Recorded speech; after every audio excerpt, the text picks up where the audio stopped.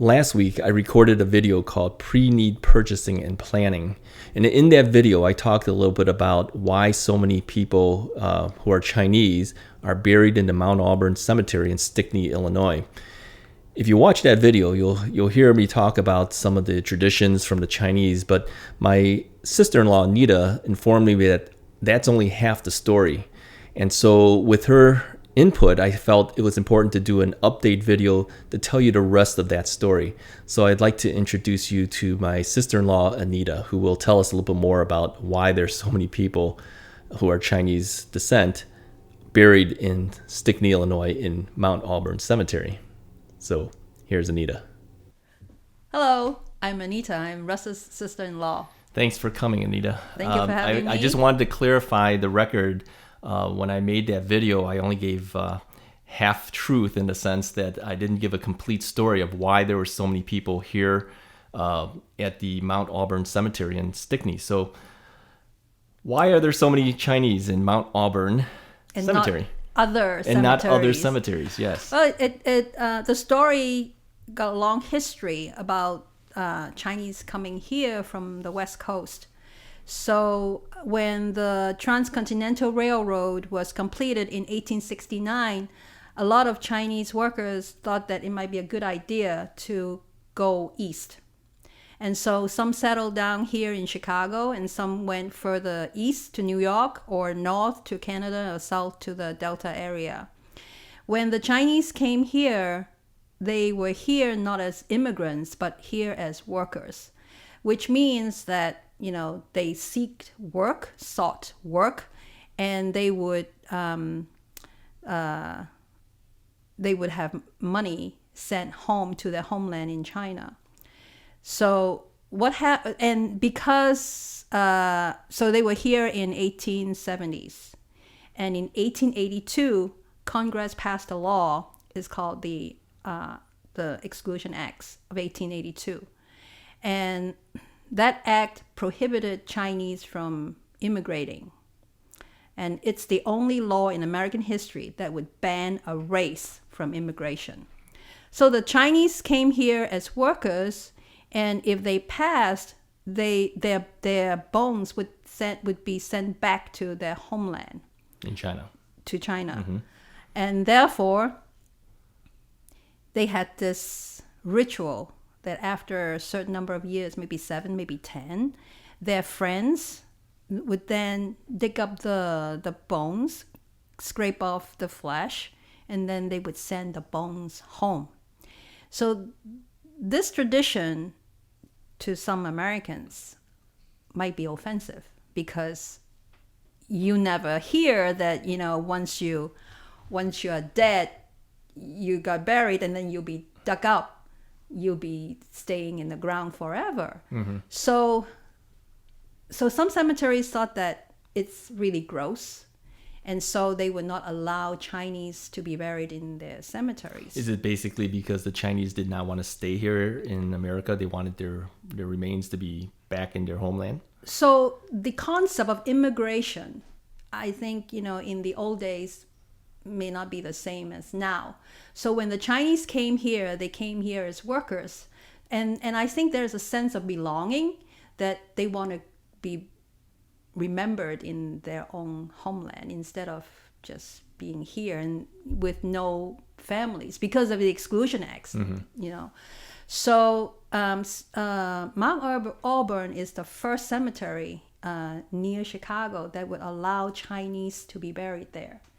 And therefore, you could see a lot of Chinese neighbors in a certain area. That a lot of Chinese were buried there. But they also did not allow them to dig up bones and send back? I think, once a few generations carried on, they sort of became immigrants.